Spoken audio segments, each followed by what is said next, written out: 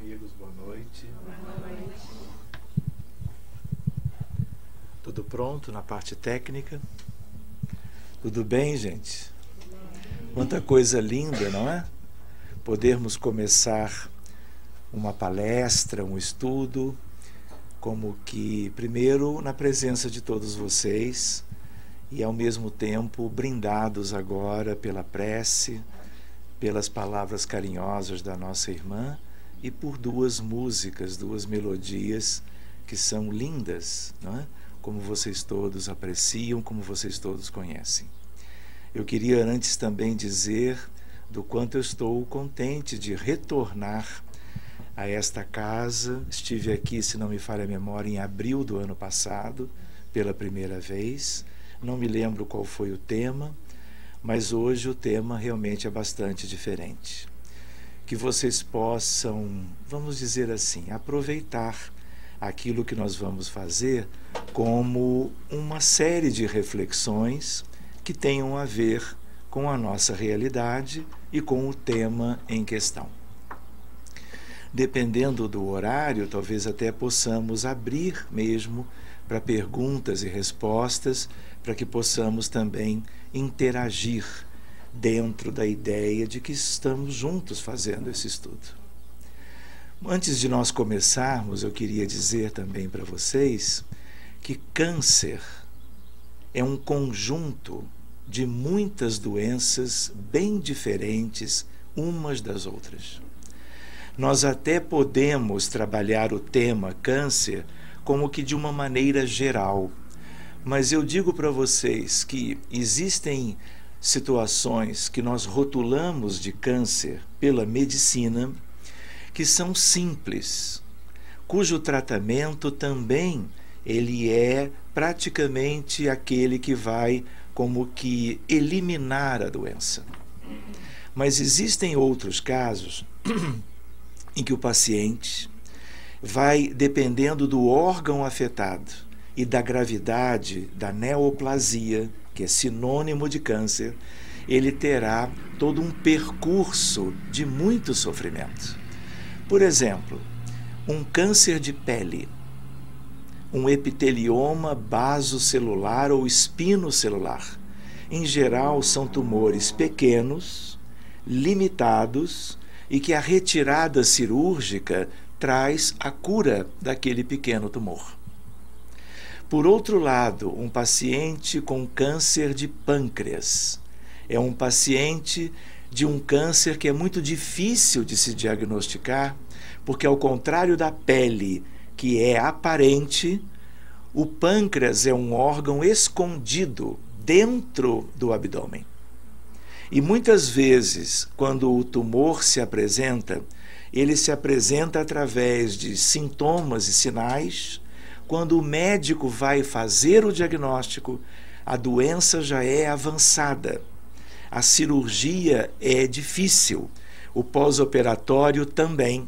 E, ao mesmo tempo, vai requerer coisas adicionais, do tipo radioterapia, quimioterapia e assim por diante. O prognóstico de um câncer de pele é muito bom. O prognóstico de um câncer de pâncreas geralmente é limitado e muitas vezes já se pode antever a desencarnação do doente a relativo curto prazo.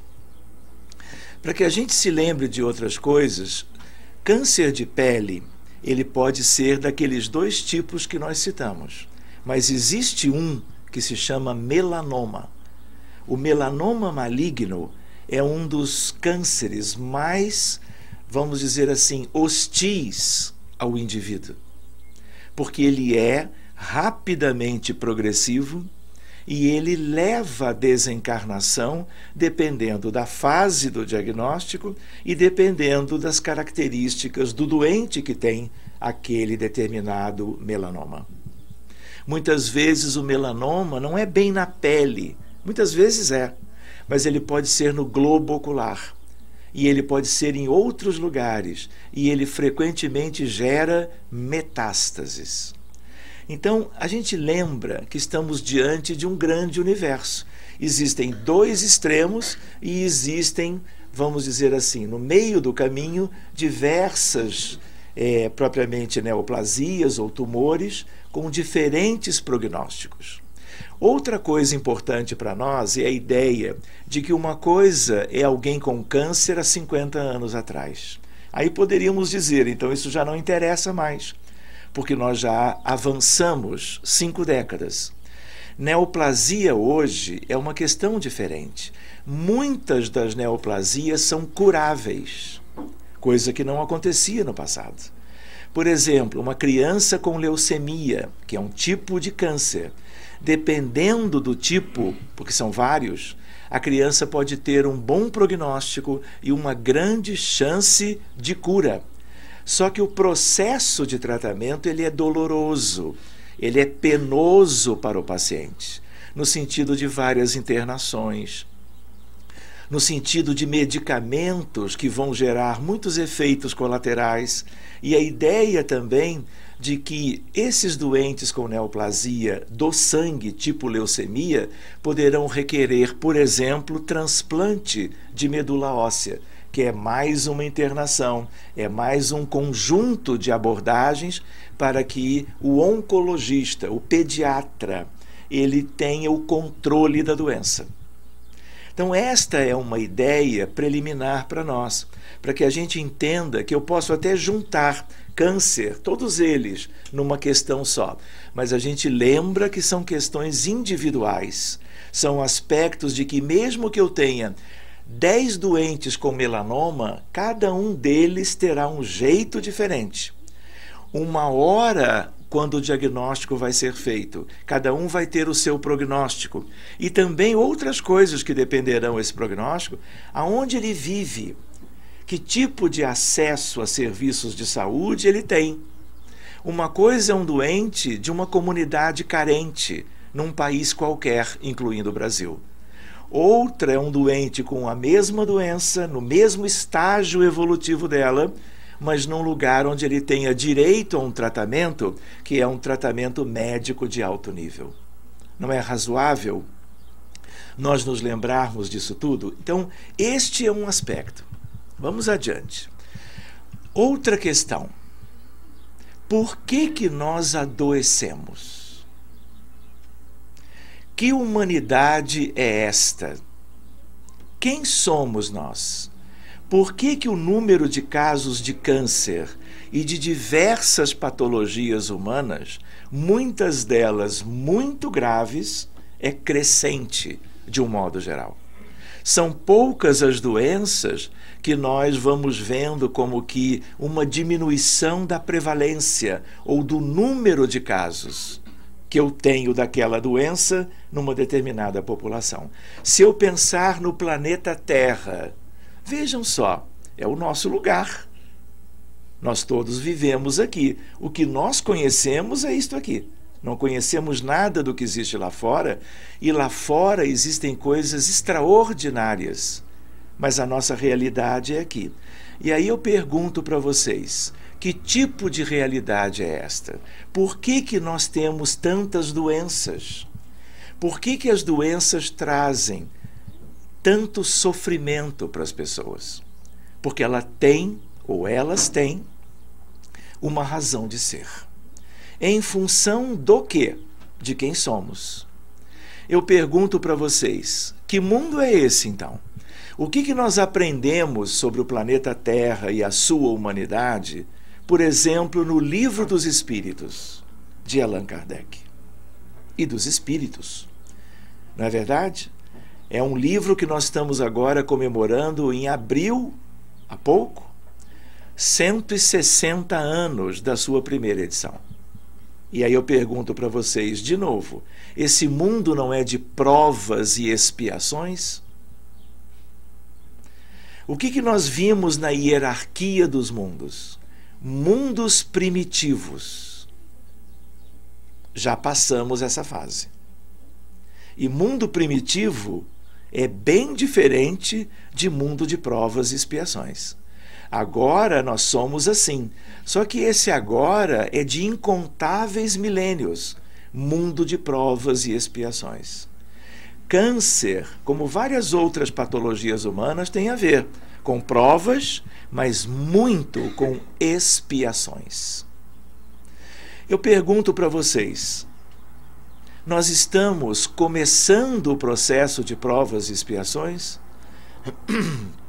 Nós estamos no meio do caminho ou nós estamos como que terminando esta etapa? O que vocês diriam? Terminando. É possível nós dizermos isso num mundo onde nós vivemos ainda tanto sofrimento? Temos ideia de inúmeras guerras que ainda visitam, vezes sem conta, diversos países, culturas, cidades, nações? Ainda assim, nós estamos finalizando uma etapa. Só que do ponto de vista espírita, do ponto de vista espiritual, finalizarmos uma etapa pode significar ainda 500 anos. Porque questões de datas e prazos, do ponto de vista da espiritualidade, nós temos que ter muitos cuidados. Senão nós vamos sempre refazer aquelas previsões ou perspectivas. E aí eu pergunto para vocês, vocês souberam talvez não, em abril de 2010, lá em Brasília, num auditório onde cabiam milhares de pessoas, houve um congresso espírita para homenagear o centenário de nascimento de Francisco Cândido Xavier. Neste evento, além de milhares de pessoas assistindo diretamente e outros por telões, a convite do Cristo, o anjo Ismael, que é o espírito protetor do Brasil e dos brasileiros, convida todos os espíritos encarregados de guiar todas as nações da Terra, dentro de uma hierarquia, de um comando, todos eles sob a égide do Cristo Jesus.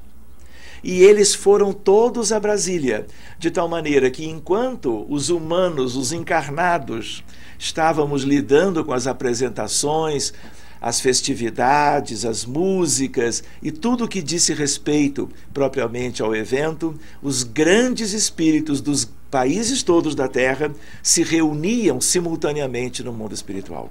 E em 2010, nesse tal abril, eles entenderam, confabulando entre si, resolveram que a data limite em que nós estaríamos encerrando provas e expiações, mas inaugurando a etapa da regeneração, seria aquela. E eles fizeram de propósito, em função do valor daquele encontro e, ao mesmo tempo, do homenageado Francisco Cândido Xavier. Olhem que coisa linda para nós sabermos disso. Por que nós estamos comentando isto? Câncer nós não vamos ter lá adiante quando já tivermos regenerados. Câncer e outras muitas patologias são próprias de milênios e milênios do período de provas e expiações.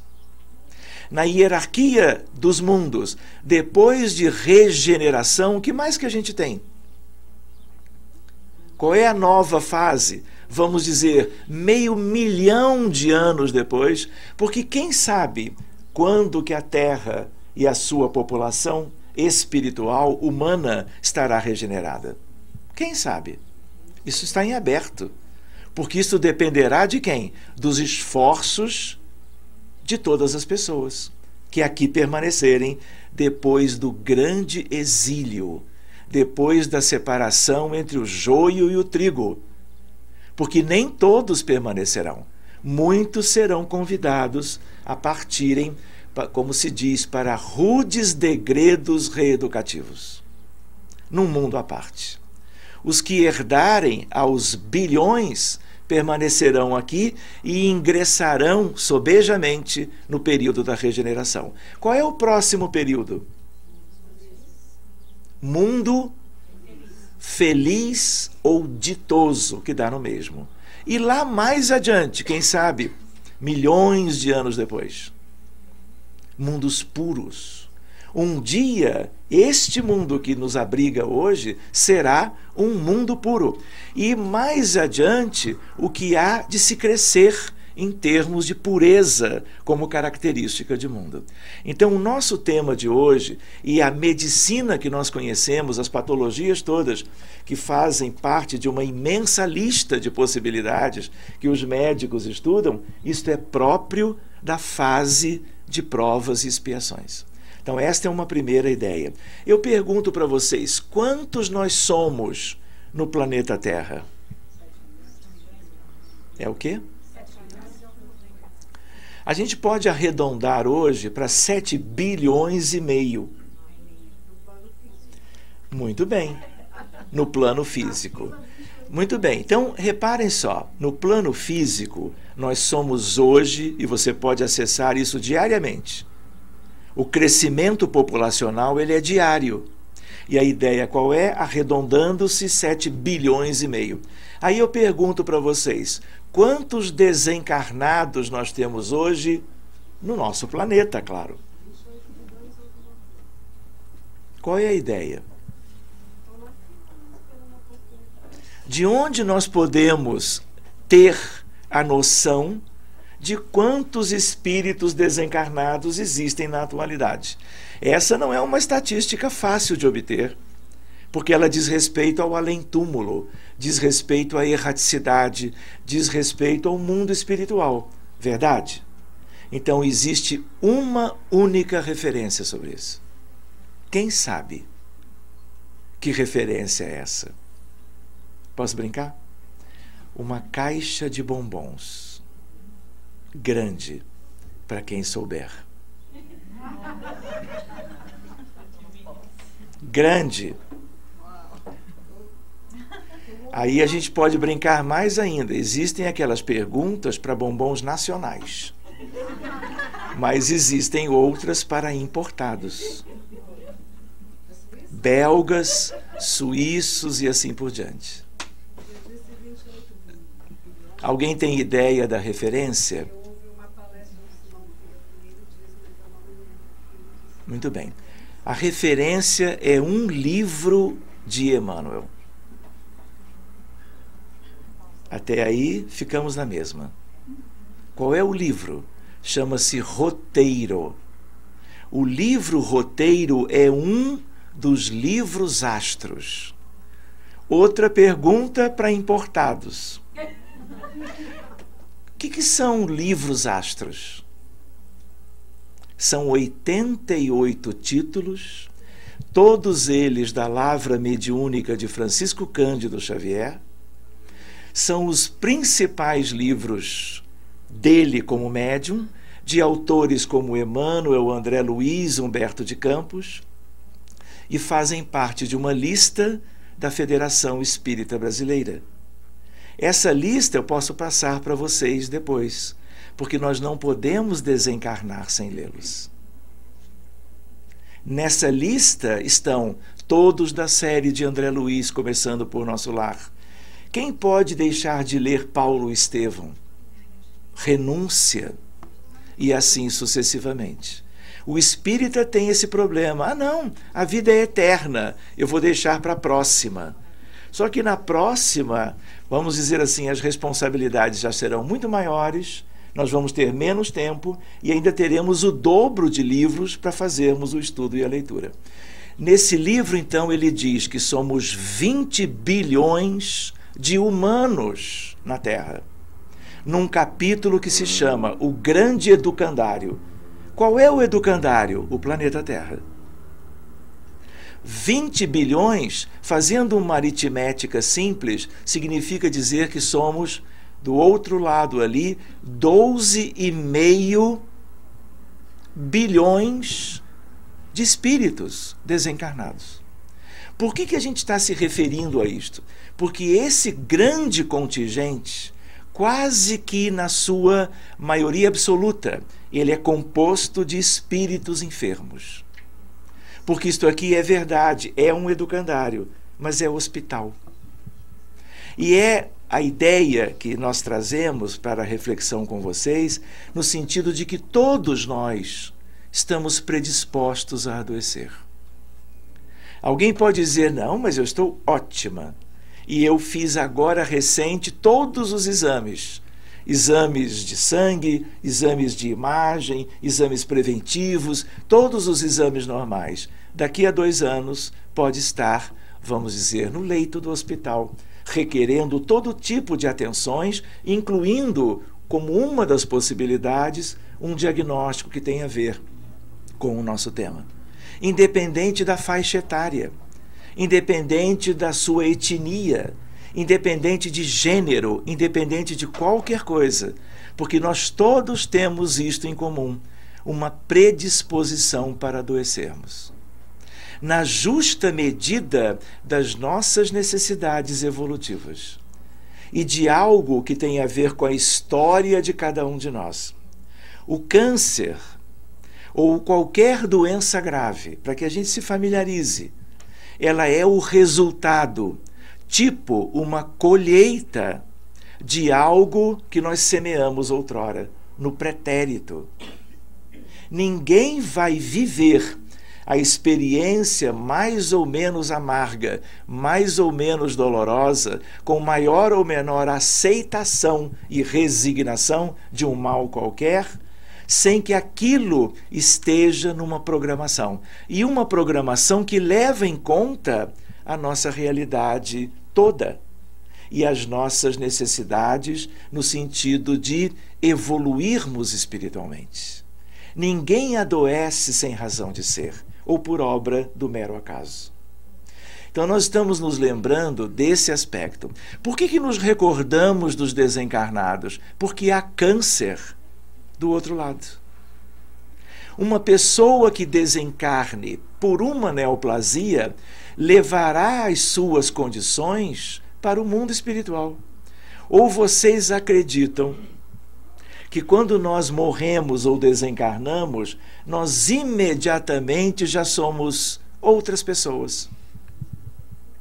E agora os céus vão se abrir para nós e nós vamos migrar para esferas superiores e vamos viver uma vida extremamente feliz, com um perispírito íntegro, isento de mazelas, imperfeições, cicatrizes do perispírito em função de algo que nós tivemos agora na vida atual. Como é que essas coisas funcionam? Quem é que adoece de câncer? Quem tem algo para, como que, eliminar da sua condição mais profunda. O que nós também aprendemos no Livro dos Espíritos? Que quando encarnados nós temos corpo, mas nós somos espíritos. Nós temos corpo, temos um corpo intermediário, que é o perispírito, dito também modelo organizador biológico. E temos a nossa alma. Aonde a doença começa, se eu pudesse pedir a opinião de vocês? Uma doença como qualquer uma destas, arroladas no conjunto do que nós chamamos neoplasia ou câncer. Aonde ela começa? Na essência de cada um de nós. Qual é a nossa essência? O perispírito? A gente não tem um corpo, esse corpo não é uma vestimenta, não é uma vestimenta descartável. Quando nós desencarnamos, isso fica aqui. Se deteriora, acabou, e nós vamos voltar para casa, porque isso aqui é escola, isso aqui é o hospital. Só que escola e hospital também são um mundo espiritual, porque nós também avançamos, progredimos na erraticidade, ao final de uma jornada terrena reencarnatória e antes de tomarmos um novo corpo. Durante todo o tempo, nós podemos fazer progressos. Então a gente lembra que as doenças importantes, elas têm origem nos nossos erros. Erros milenares, porque somos muito antigos. Lá atrás, nós desconhecíamos muito mais as leis de Deus. E na medida que nós ignorávamos muito mais as leis de Deus, nós as transgredíamos com muita facilidade. Numa realidade de vida de espíritos que atravessaram a primitividade, chegaram na condição de provas e expiações. E estamos buscando, de uma maneira ou de outra, crescermos, nos libertarmos de muitas coisas. Mas como nós já erramos muito, na essência da vida do espírito imortal, ou da alma, é quando as coisas têm origem. Da alma ou do espírito, usando agora a terminologia como sinonímia, o perispírito adoece. Ninguém vai ter um tumor num órgão qualquer que seja especialmente maligno, mas os benignos também têm origem espiritual. Ninguém vai ter um mioma uterino de 10 centímetros, com maior ou menor quantidade de sangramento vaginal, que não tenha uma origem no perispírito, e em algo que é mais simples, mas que também tem origem em questões da alma ou do espírito. Mas as doenças malignas, os tumores malignos, têm uma importância maior, porque eles são geradores de um sofrimento a mais. Então nós nos lembramos que a origem qual é? A alma. Passando ao longo de algum tempo, como se a alma quisesse se despojar daquelas irregularidades, daquelas distonias, desarmonias que nós geramos quando nós fizemos mal às outras pessoas. Dentro da ideia de seres imperfeitos como nós somos. E se somos imperfeitos do modo que somos hoje, como não éramos há 500, 2.000, 5.000 anos atrás? Então reparem, se por um lado nós entendemos uma doença importante como algo que acarreta sofrimento, e mesmo que seja um sofrimento físico, além de outros, nós queremos nos desvencilhar desse sofrimento, é importante que nós entendamos que há algo em tudo isto que é como que providencial. De tal maneira que se nós nos rebelarmos numa atitude de rebeldia, de animosidade contra quem possa ser a origem daquele sofrimento a partir de um câncer qualquer, na verdade, nós estamos nos desfavorecendo. Porque nós precisaríamos reconhecer que mesmo sendo convidados a viver um sofrimento qualquer, aquilo gerará, desde que, havendo certas condições, uma eliminação de algo que, quando dessas coisas nos libertarmos, nós estaremos vivendo uma vida muito melhor, mesmo que já ali de volta no mundo espiritual, após uma desencarnação qualquer. Então, esta é uma outra ideia. Eu pergunto para vocês, como é que a coisa se dá lá no mundo espiritual? Quando nós estamos encarnados, nós não estamos todos na superfície? Não tem jeito. Se a gente tem corpo físico, criança, adulto, idoso, não é? Nós todos estamos espalhados pela geografia do mundo todo, não é?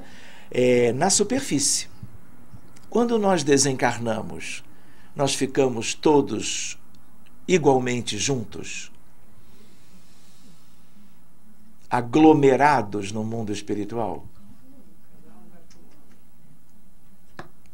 Por que ela disse cada um vai para um lugar ou para um lado? Não estamos falando de latitudes e longitudes.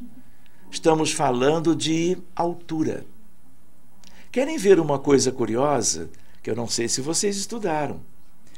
Reparem, quando nós estamos aqui do lado, quando alguém desencarna e comparece no centro espírita, ou permanece dentro de casa, ou desencarnou na terapia intensiva e permanece no hospital, porque não sabe lidar com aquele fato novo, não tem ideia do que é viver do outro lado, porque já esqueceu tudo, e permanece transitando nos hospitais, e a gente vê isso toda hora, o que acontece? Que lugar é esse? Como é que é o nome? Vamos dizer que eu diga para vocês, nós somos aqui talvez 80, 90 pessoas. Vamos dizer do ponto de vista da espiritualidade. Quantos nós somos? Pelo menos 5 vezes mais do que aqueles que podemos nos ver agora. O que é isto? Isto é umbral. Mas é umbral médio. A palavra umbral, nós temos que cuidar dela. Quando vocês leram o livro Nosso Lar, lembram disso? Quem é que não leu? Não pode não ler. Não pode. Se a gente tem 180 livros na cabeceira, o primeiro deles, segundo ou terceiro no máximo, é Nosso Lar. Não é verdade?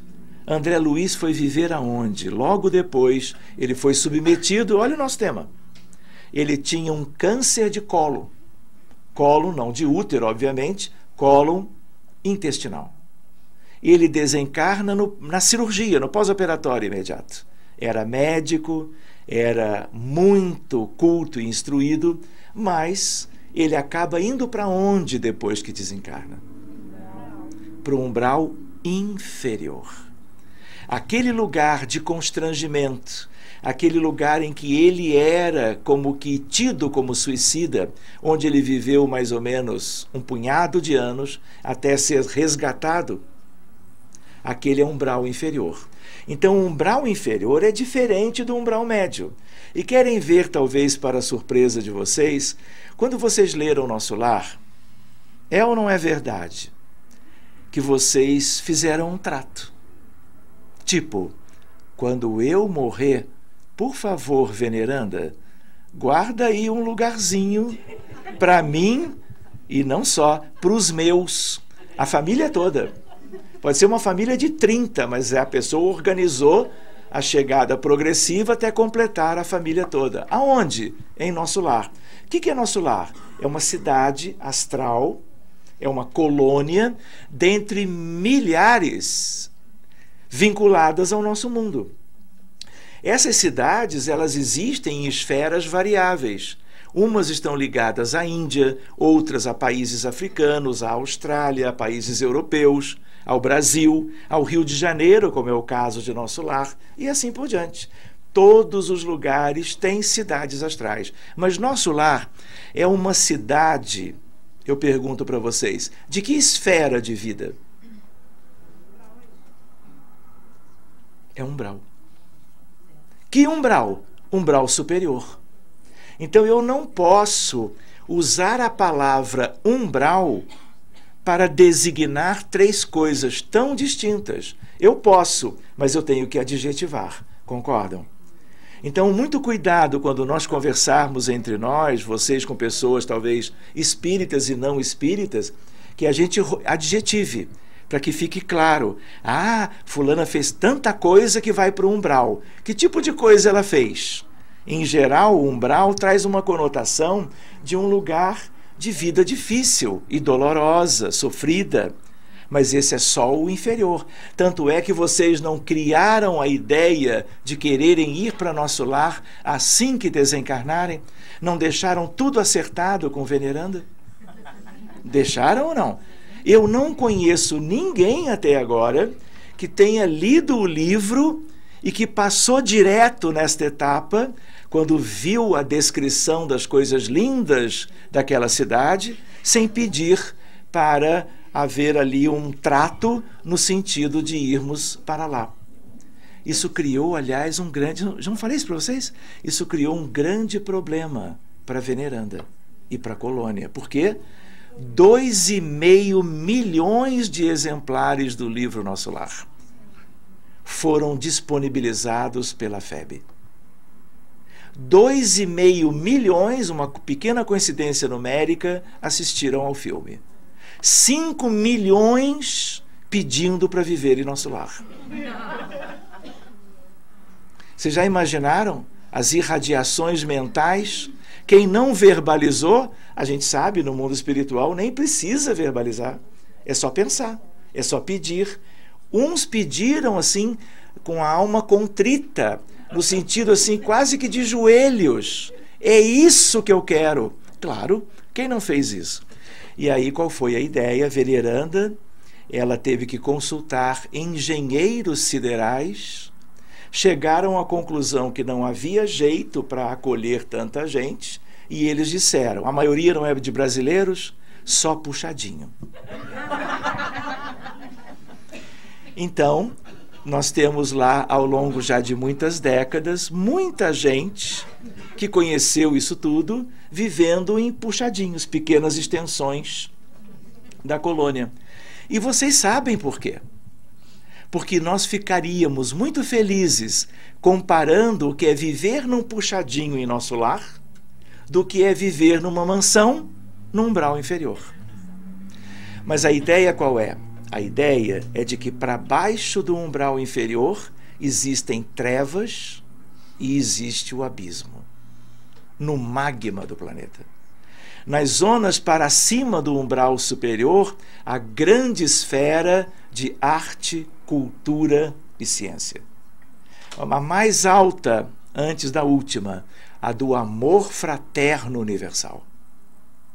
E a mais alta de todas, a do governo da vida.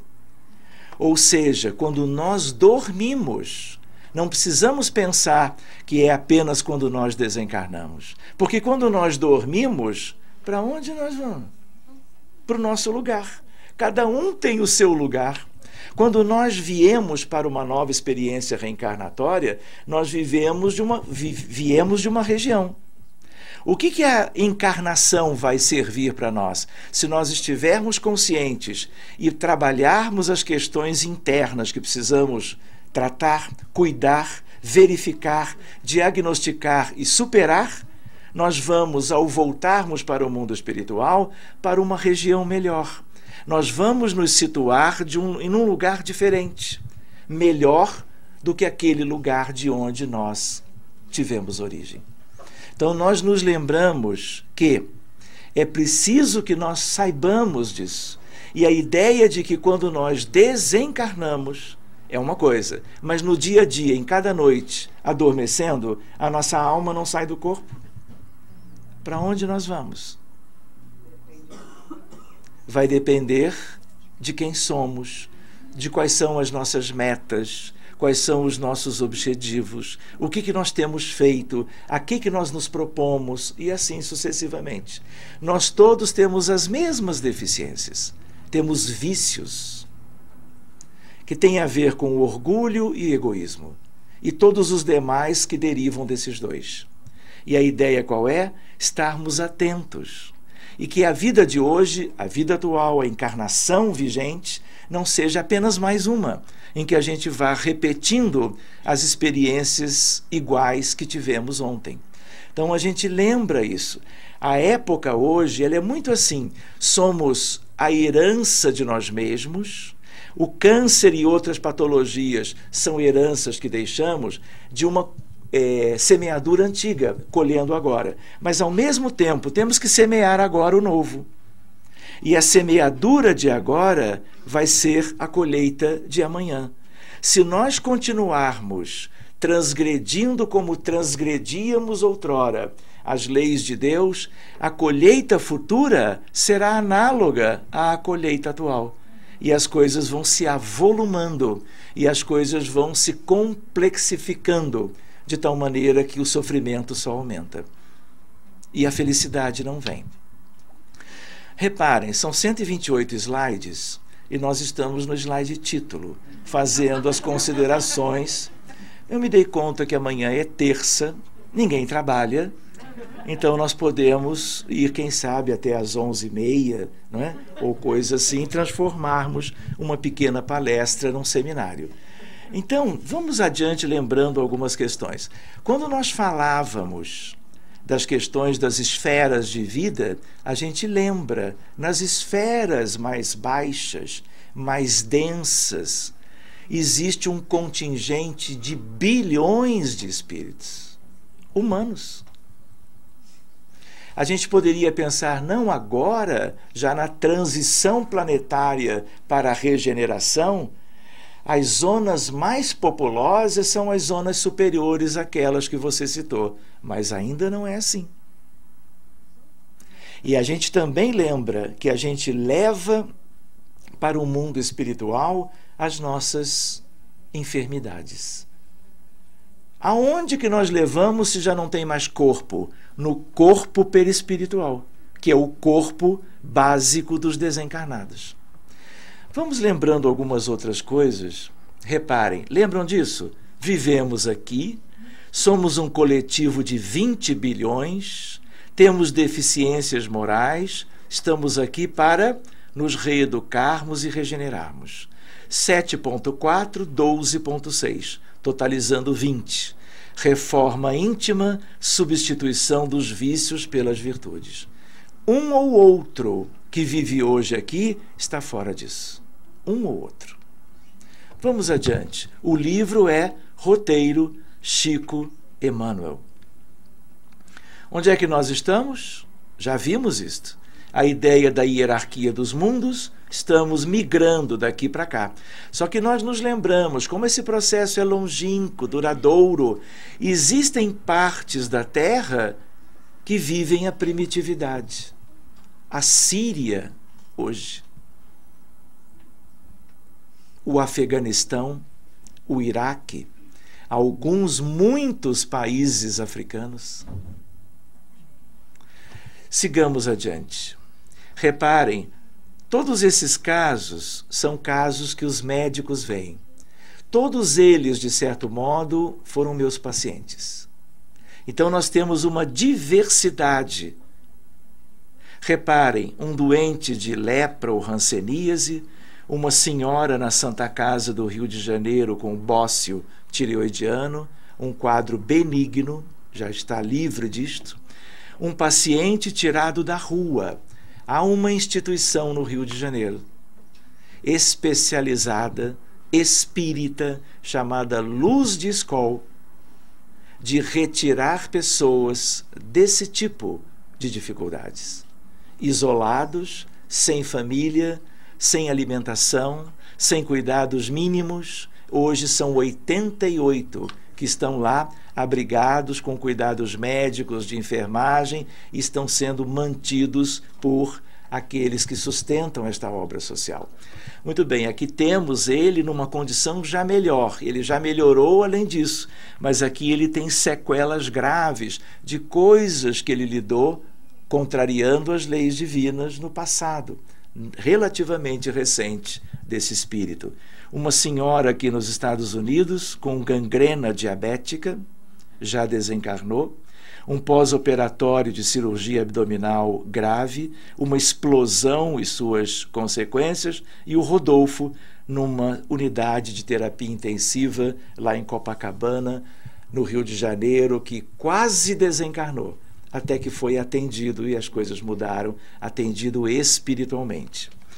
Seguindo adiante, reparem, a química do corpo humano, trilhões de células, octilhões de átomos, 50 a 100 tipos de proteínas, 20 tipos de aminoácidos, 60 elementos químicos, 23 pares cromossomiais, 25 mil genes.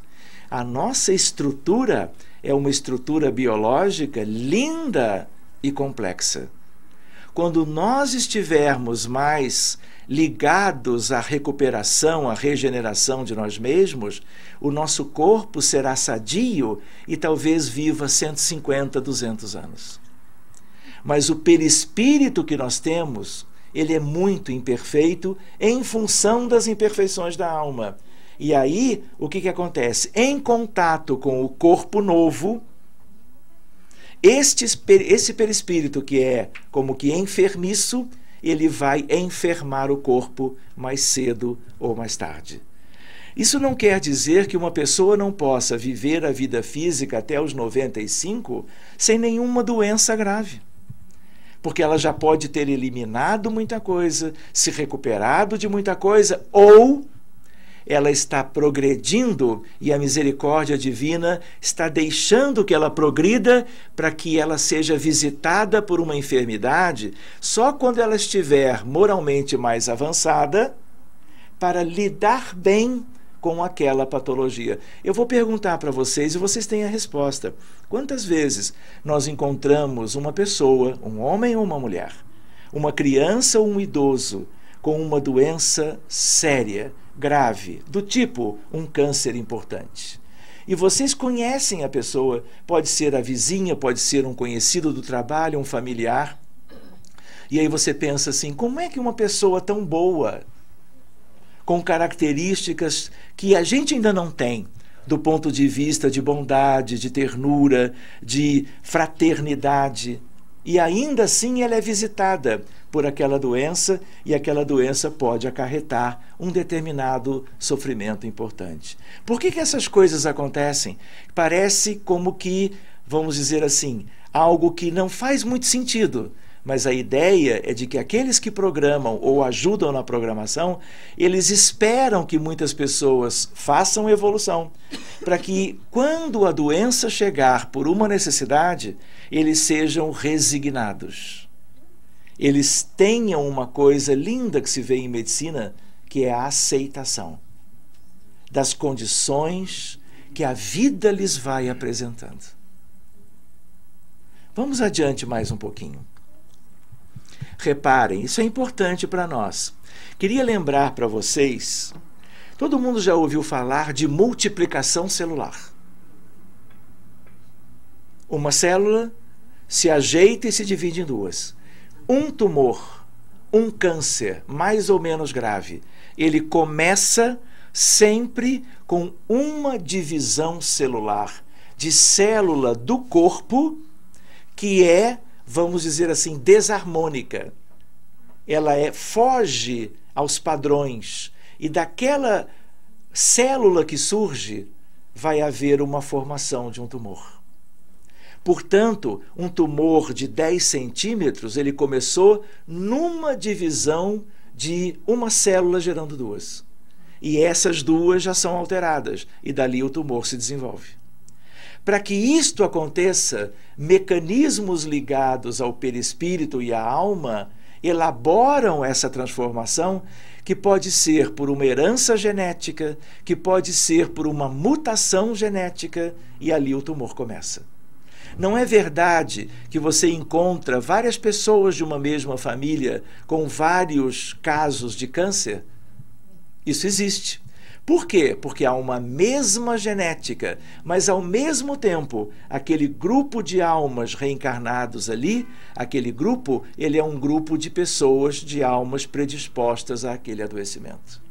Senão, cada um vai viver numa família diferente. Essa é uma outra ideia para nós. Reparem, olha a ideia do equilíbrio. Nós temos genes que podem gerar câncer.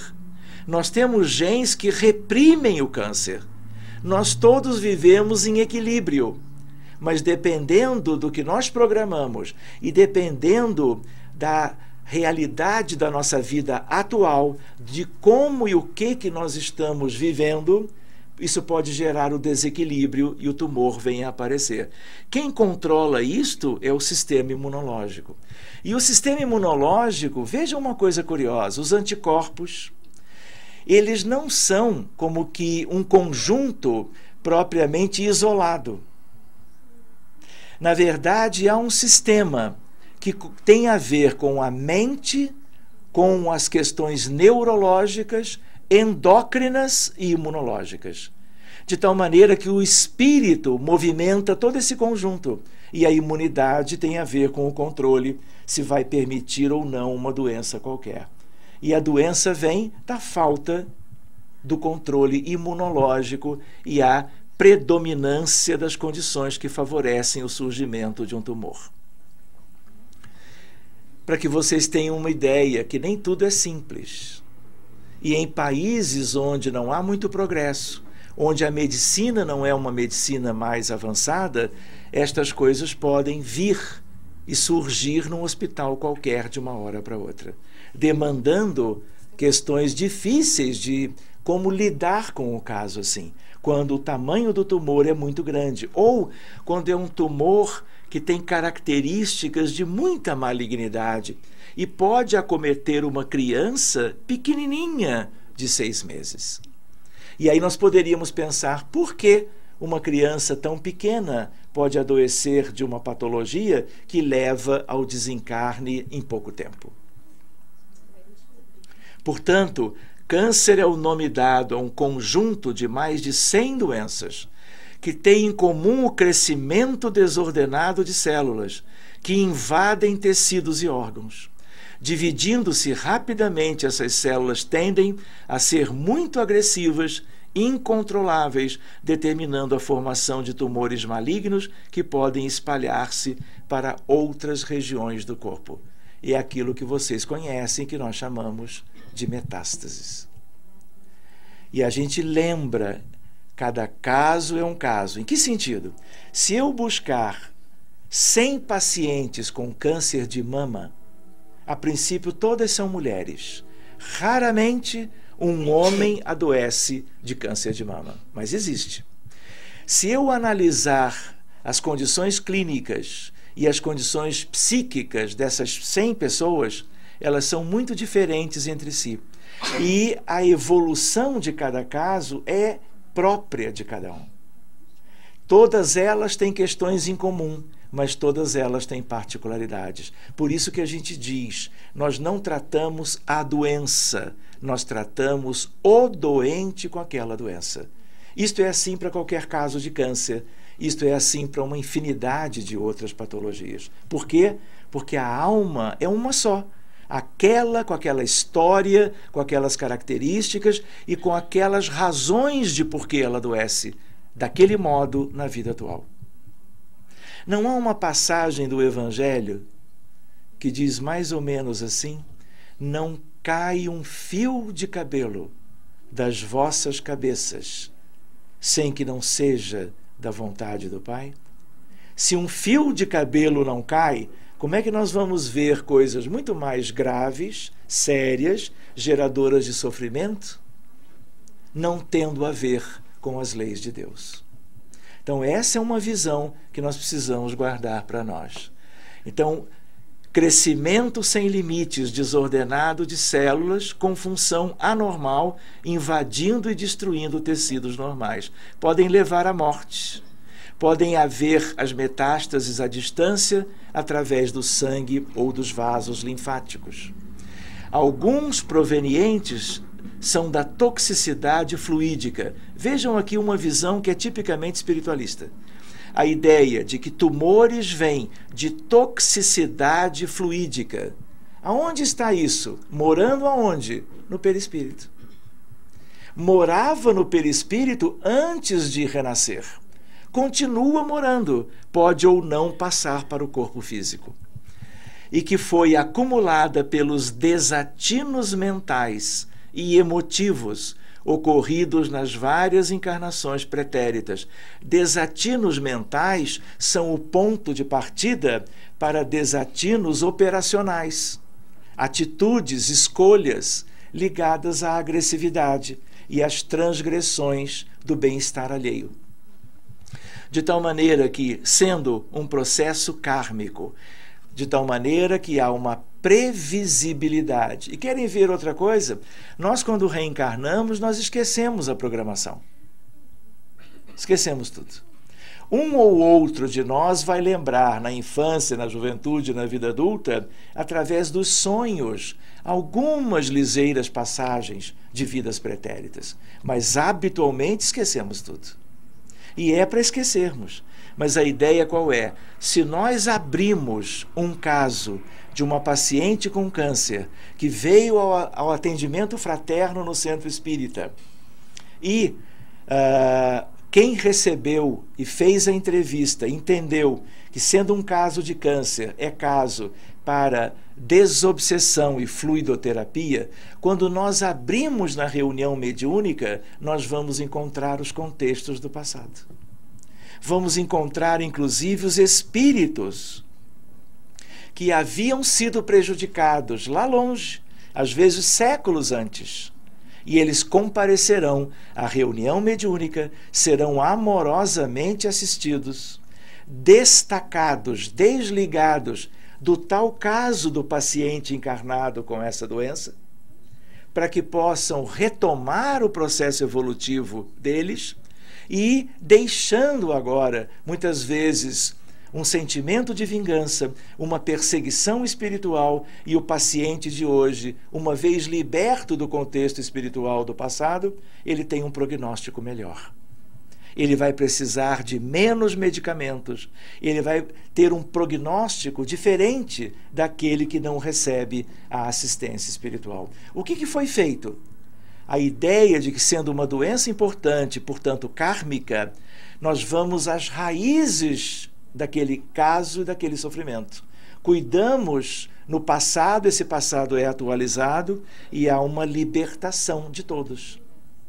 E o grande complemento, como vamos ver, é a fluidoterapia, que é o passe, é o magnetismo de cura que tão bem Allan Kardec estudou e está lá no livro dos médiuns para nós. Allan Kardec não disse para nós, na visão dele de 160 anos atrás, que magnetismo é uma ciência tão próxima do espiritismo que para ele é como se fosse uma ciência só. E onde é que o magnetismo entra na casa espírita? Onde é que o magnetismo tem a ver com as tarefas mais variadas de um centro espírita? É no trabalho público doutrinário? Na palestra de instrução? É na evangelização da criança e do jovem? Qual é? São as reuniões, quando elas existem, onde nós temos o passe, a magnetização da água e a fluidoterapia, porque existem muitos centros espíritas no mundo inteiro que trabalham recebendo os doentes, mais doentes. Eles se deitam numa mesa, numa maca, e eles serão atendidos por médiuns, que são médiuns com magnetismo de cura. Leia-se, fluido vital, ectoplasma, colocado inclusive para a possibilidade de desmaterializar tumores, benignos ou malignos. Isto é uma realidade há muitos anos. Sobre isso a gente pode falar depois das 11h30. Nós combinamos tudo direitinho, não foi? Muito bem. A ideia, portanto, de que esses tumores, olha uma visão, são provenientes da toxicidade fluídica no perispírito acumulada pelos desatinos mentais e emotivos ao longo das vidas anteriores, processo kármico. Essas células anormais migram do perispírito e se instalam no organismo físico. Se não tiver um organismo físico para permitir a eliminação, o que acontece? Aquilo fica retido no perispírito. Por isso que nós precisamos reencarnar. Por isso, muitas vezes, somos visitados pelas mais variadas doenças. Não é uma punição, não é um castigo das leis de Deus. É um processo que tem a ver com a nossa realidade, por algo que nós não devíamos ter feito outrora, mas que fizemos e agora estamos em processos de recuperação, muitas vezes incluindo uma patologia desse tipo também. Muito bem, já viram essa figura antes, não viram? Alguns de vocês já. Isso aqui é encarnado ou desencarnado? É o quê?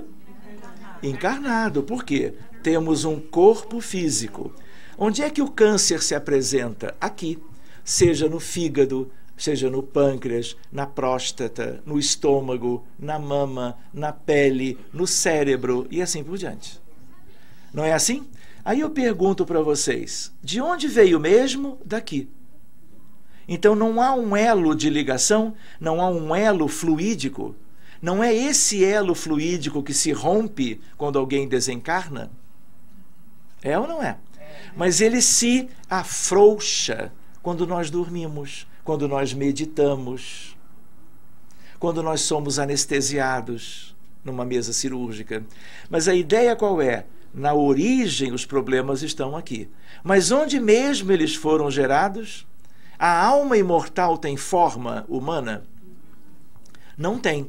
A gente tem que lembrar que se alguém diz, olha, chegaram agora e não estavam no início 18 espíritos, todos muito jovens, e vieram acompanhar a reunião até ela terminar. Quando alguém diz isso, ele está vendo quem? Espíritos desencarnados. Mas ele está vendo o espírito essência? Não. Está vendo o corpo astral do perispírito, que é aquele que tem a forma humana. Vocês já ouviram falar em ovoides? O que é um espírito ovoidizado? Não tem um astral. E não tendo o astral, tem a forma ovoide. Porque quem dá a forma humana é o componente astral do perispírito, que a princípio todos têm. Outra ideia, então, para nós é a ideia de que, se eu tenho uma modalidade de tratamento que cuida tão somente do corpo, eu pergunto para vocês, uma senhora que descobriu um câncer de colo de útero, e o colega ginecologista indicou a retirada do útero todo, porque já era uma senhora que tinha tido vários filhos e já tinha uma determinada idade e não iria gestar mais na vida atual, eu diria. Muito bem, na medida que esse órgão é retirado e ela, vamos dizer assim, vive 5 anos sem nenhuma manifestação mais de doença, ela está curada? Do ponto de vista médico, sim, mas do ponto de vista espiritual, não necessariamente. Se a cirurgia é feita com êxito, se todos os recursos da medicina são levados a efeito, há uma chance de estar retirando também aspectos do perispírito junto. Mas se não houver uma mudança íntima, se não houver uma mudança no sentido da maneira de ser de cada um de nós, isso pode resultar em que a retirada de um órgão não seja a cura definitiva. E dependendo de quem somos, a doença pode voltar amanhã. Na outra mama, se for o caso. Num outro órgão distinto. E se não voltar nesta vida, porque a vida já tinha apenas alguns anos para terminar, ela pode voltar na vida seguinte. Porque enquanto estiver o problema no perispírito, vai desaguar num novo corpo em algum momento da caminhada desse espírito. Então essa é uma visão que nós podemos ter se nós misturamos as questões do conhecimento espírita com as questões médicas. Essa imagem vocês também lembram. Essa aqui vocês gostaram? Ficou boa? Então valorizem, porque eu levei 2 fins de semana para fazer isto e um deles era feriadão. Então, por favor, valorizem, fica à disposição de vocês. Aqui a ideia é a mesma. Este é o corpo. A medicina até hoje só presta atenção nele. Mas vai ter o dia que nós vamos ter ressonância, tomografia, para visualizar o perispírito, sem necessitarmos de médiuns com vidência. Porque os médiuns com vidência e os espíritos desencarnados enxergam tudo o que desejam, até certo ponto. Um dia, todos nós vamos conhecer aquilo que estamos trabalhando hoje como tema de estudo. De tal maneira que nós vamos avaliar. Reparem, alguém podia imaginar que, vindo ao centro espírita e recebendo o passe, ao final da palestra, a espiritualidade que está atenta a tudo que nós fazemos e a quem somos, uma espiritualidade que nos conhece a todos, através do passe simples, ela pode estar agindo para prevenir um câncer na vida atual de alguém? Claro que pode. Uma pessoa que é assintomática, que não tem nenhuma manifestação de doença, pode ter no perispírito a base para adoecer. E através do passe ministrado durante o trabalho público ou logo após, a espiritualidade, havendo merecimento, havendo recursos de fluido vital e de ectoplasma da equipe dos médiuns passistas, ela pode estar retirando antes da doença chegar propriamente ao corpo físico. Isto é uma das possibilidades. Vai depender das características da equipe e vai depender do merecimento de cada um. Nós não tínhamos imaginado que durante o passe, mesmo para aqueles que aparentemente não necessitariam dele, a espiritualidade possa estar atuando preventivamente. Médicos, enfermeiros, atendentes desencarnados, trabalhando a nosso benefício, sempre adequando as nossas necessidades evolutivas àquilo que eles têm autorização e condições de realizar por nós. Isto não é apenas válido para os espíritas. Isto pode acontecer em qualquer templo religioso, independente de rotulagem de fé. Isto pode acontecer para todos em qualquer lugar. Por quê? Porque a providência divina atende a todos os filhos, independente de crença, e vocês sabem disso. Não é assim? Muito bem, sigamos adiante. Sobre o perispírito vocês conhecem, valeria a pena apenas considerar. Somos herdeiros de nós mesmos. Podemos, então, reclamar? Podemos? Não podemos, porque estamos resgatando, trazendo de volta para que haja um benefício depois de longo prazo.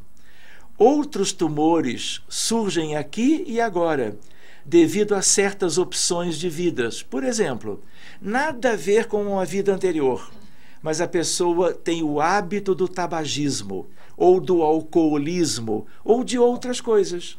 E aí o que acontece? Ela vai adulterando o perispírito e diretamente adulterando o corpo. Querem ver um exemplo? Câncer de fígado. A causa mais comum de câncer de fígado é o alcoolismo crônico, que, por outro lado, é uma doença mental, crônica, grave, com incontáveis repercussões clínicas. Um vai ter cirrose hepática, outro tem miocardiopatia dilatada alcoólica, outro vai ter neurite periférica alcoólica, e por aí vai. E dependendo, aquela cirrose vai acabar evoluindo para um hepatoma, hepatocarcinoma, e geralmente desencarnação a curto prazo. Para que a gente tenha ideia de que não só coisas de outras vidas, mas hábitos desaconselháveis da vida atual, dependendo da intensidade da gravidade, podem levar a uma série de aspectos muito comprometedores da saúde humana e acarretando sofrimento. Claro que ninguém se transforma em alcoolista crônico de uma maneira muito simples. Existem processos obsessivos.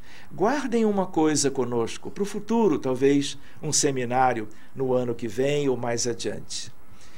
Todos os casos de doenças clínicas importantes e de doenças mentais importantes, tudo é doença espiritual.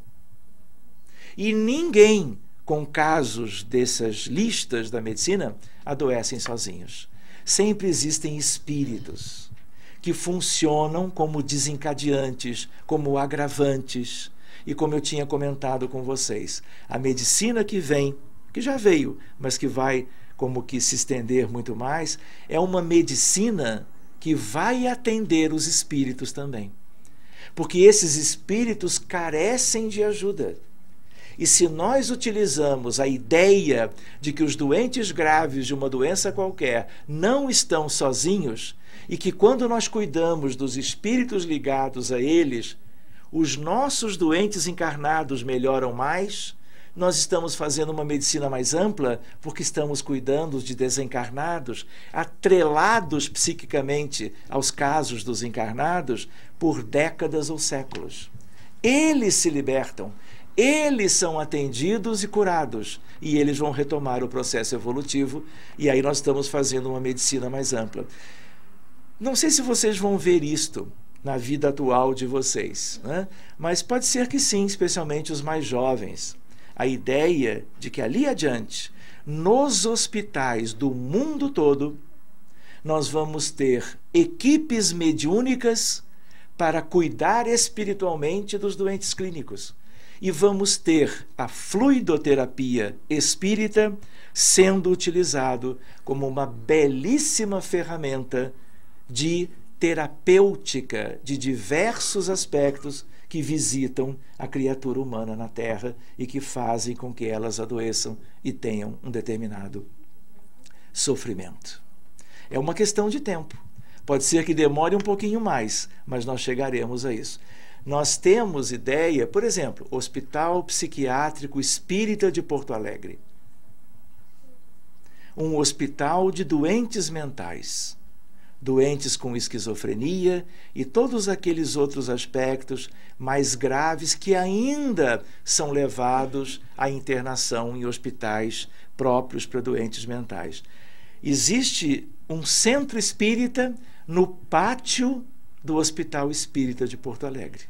Esse centro espírita, chamado Casa do Jardim, é um centro com várias salas para várias equipes atenderem não só os doentes do hospital, mas doentes da comunidade que vão pedir auxílio a essas equipes.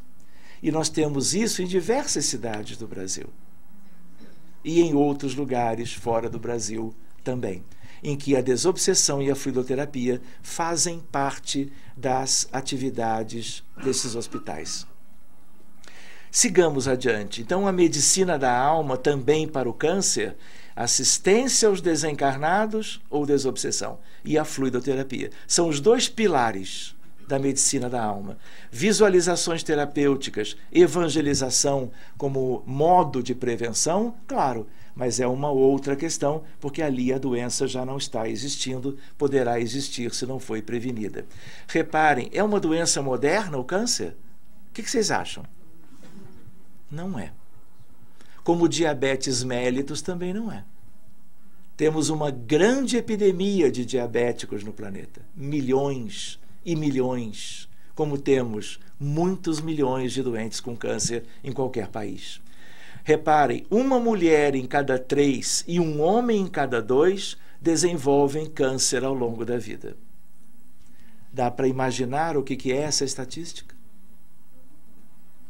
Reparem, vejam só, quem mais leva à morte ou desencarnação em termos de patologia humana é a doença coronária. A doença arterial coronariana aterosclerótica, infarto do miocárdio e outras dificuldades nesse campo. Em segundo lugar, são as neoplasias. E virão outras depois, claro. Nesse somatório, você tem uma infinidade de outras somadas. Entendem a importância do nosso tema? Até por causa disso, porque uma doença neoplásica grave, há uma expectativa de não sobrevivência. Vejam isto, câncer no mundo, o que é em preto, mulher, em branco, homem. Reparem, se eu estou estudando, por exemplo, útero, claro, útero só nas mulheres, e aí eu tenho uma determinada quantidade, em milhões. Próstata, obviamente, só homem. Se eu olho para a figura, qual é o câncer masculino mais comum? Próstata. Qual é o câncer feminino mais comum? Mama, é aqui o último. Verdade? Qual é, dentre os dois gêneros, o câncer mais frequente que existe? Mama. Qual é a ideia? Para a gente ter um panorama. Repara, câncer de tireoide é completamente menos comum do que aqueles outros que nós temos aqui embaixo. E tudo isso a gente precisa conhecer, até para que façamos a prevenção. Existem coisas bonitas aqui, nós não vamos nos deter muito. A ideia de um dos pais da medicina, este é de antes do Cristo e este é de depois. E a ideia de que eles falavam em neoplasia e associavam aos humores, a bile negra e a mecanismos para entender o câncer que hoje já não são válidos. E aí a ideia de algo que nós não vamos estudar agora. Já ouviram falar na rainha Atossa? Claro que não. Mas ela tinha câncer. Heródoto descreve essa neoplasia e ela vem a morrer algum tempo depois. E é uma neoplasia muito antiga. Um câncer ósseo de 1000 anos atrás, uma múmia no deserto de Atacama, no Peru, com osteosarcoma. Câncer de próstata há 2.200 anos atrás. Então não é uma doença nova. Estas questões nos acompanham desde sempre. E por quê? Porque nós somos os mesmos. Entendem esta ideia? muitos de nós estavam encarnados ou desencarnados aqui na esfera terrena, aqui neste orbe, naqueles prazos de vida. E aquilo que é mais antigo, a ideia de um papiro de Imhotep. Este é o grande pai da medicina, o pai egípcio. Ele era o médico do faraó, ele cura a esposa do faraó, é trazido para a nobreza, vamos dizer assim, da vida faraônica, e ele era um iluminado. Era um espírito preparado e ele vai e cura muitas pessoas. E é o primeiro que faz uma lista de 48 doenças. E a de número 45º era um câncer de mama. E olha o que ele diz. Qual é a terapia? Não existe. Mas também, né, gente? Quando estávamos 2625, uma determinada dinastia do Egito Antigo, onde ele havia vivido junto do faraó. O mais antigo registro, 2 milhões de anos, um câncer de mandíbula descrito num hominídeo que foi como que examinado de perto por um determinado pesquisador. Ou seja, essa doença nos acompanha há muito tempo. Não vamos ver isto sobre animais e plantas com câncer. Por quê? Senão vamos nos adiantar muito.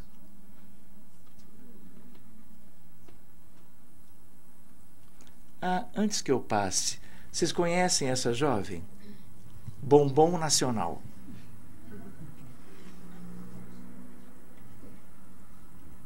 A única mulher, a única pessoa na história da ciência que ganhou o Prêmio Nobel de Química e Prêmio Nobel de Física. Tipo, não tem igual.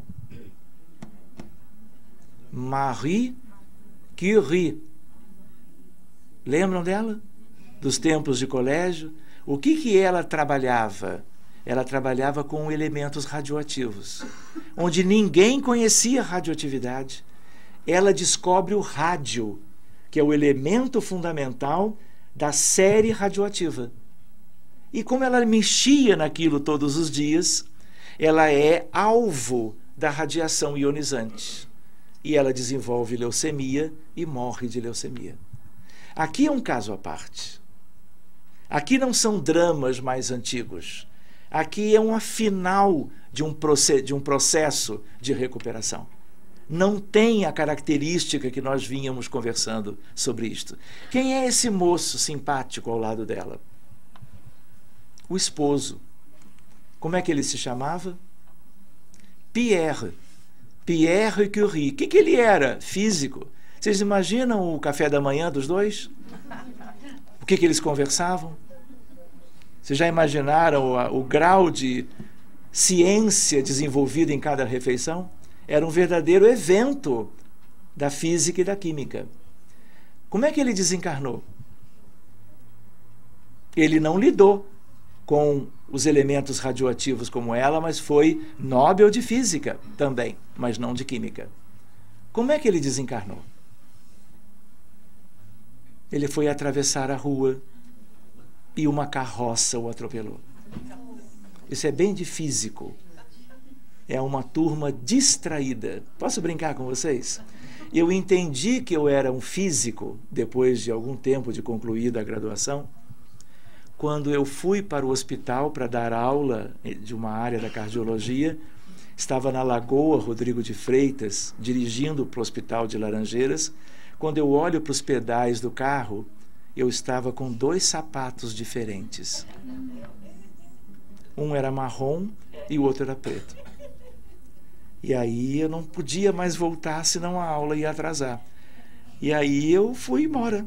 Não falei nada para ninguém, a aula foi ótima.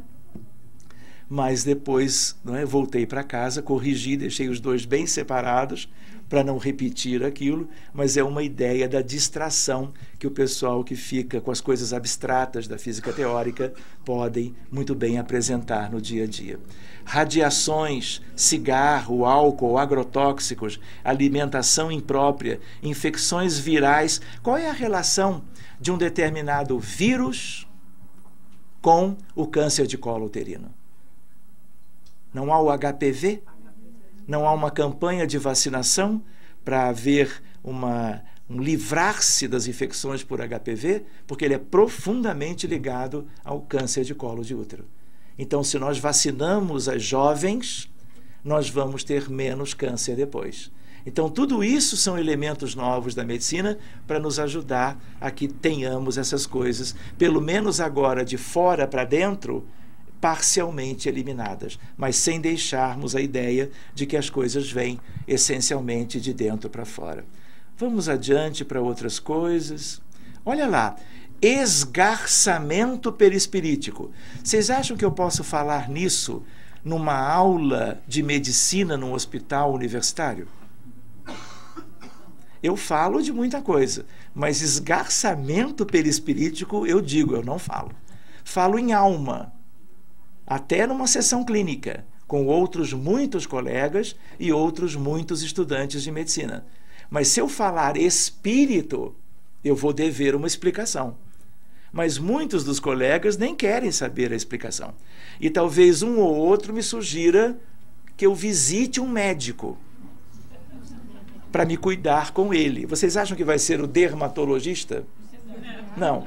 É um outro lá que trabalha com coisas daqui do pescoço para cima, né? Pode ser, é verdade. Aliás, é minha terra. Vejam só, perturbações em prejuízo dos outros plasmam nos tecidos fisiopsicossomáticos que nos constituem o veículo de expressão, leia-se corpo físico, determinados campos de ruptura na harmonia celular. Então, de onde vem? Perispírito para o mundo celular, desarticulando ou desarticulado, pois o trabalho sinérgico das células, as células se multiplicam e vivem, se desenvolvem, fazem o seu processo evolutivo de uma maneira harmônica. E essa harmonia é perdida quando há uma incidência de algo acumulado no perispírito, depois havendo o tal engarçamento. Desarticulado o trabalho sinérgico, nesse ou naquele tecido, aí se interpõem as unidades mórbidas de doença, quais as do câncer. Onde está isso? André Luiz, 1958, Evolução em Dois Mundos. Para que a gente lembre da contribuição de André Luiz em diversas questões importantes. É uma série que é uma série imperdível. Aliás, todos os 13 livros da série No Mundo Espiritual fazem parte dos 88 livros astros. Eu vou enviar para os nossos amigos, o Marcos ou o André, ou os dois, a lista dos livros astros, para que todos vocês tenham. Mas não é apenas para dizer, não, está na minha caixa postal. É para que a gente passe os olhos e pegue uma canetinha, esse eu já li, esse eu já li, esse eu já li. O problema é já ler 3 e faltarem 80 e poucos ainda. Não é um problema, pelo contrário, é um convite. Eles não são livros astros à toa. E os livros de André Luiz são todos dessa listagem. Quantos vocês já leram? Tem o Nosso Lar, depois tem Os Mensageiros, depois tem Missionários da Luz. A série continua. E vai até E a Vida Continua. Não é? Um que quase todo mundo já leu é o primeiro, o Nosso Lar, mas que ele possa ter servido de motivação para a leitura dos demais. Para nós terminarmos, podemos deixar isso para um outro momento. Não? Podemos ter mais 8 minutos, Marcos? Pode ser? Vejam lá, isso não está em livro nenhum. É uma reflexão. Leis que regem a evolução das doenças. Primeira lei. As doenças graves, agudas ou crônicas, aqui nós podemos pôr o câncer, não são geradas no corpo físico, mas sim nos corpos astral e mental, através dos conflitos e desequilíbrios neles enraizados. Precipitação das doenças. Esses conflitos e desequilíbrios gerados nos corpos mais altos tendem a ser expulsos para os corpos mais baixos, do mental para o astral, do astral para o corpo físico. expurgo final das doenças pelo corpo físico. Não é isso que nós queremos? Olha, põe tudo para fora, quero ficar livre. O que eu preciso para me livrar daquele esgarçamento perispiritual, das toxicidades espirituais que, por lei de causa e efeito, eu gerei para mim mesmo ao gerar o prejuízo alheio? Lei de retorno, lei de responsabilidade pessoal, lei de causa e efeito, lei de ação e reação. Tudo lei. E lei divina.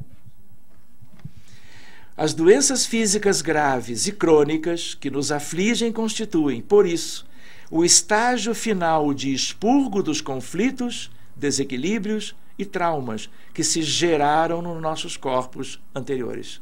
A gente chama de corpos superiores também. É uma subdivisão do perispírito. Vejam se vocês vão gostar desses aspectos aqui. O que vocês acham? Todos. Querem ver uma maneira de se ver algo assim? Qual é a razão fundamental para encarnarmos?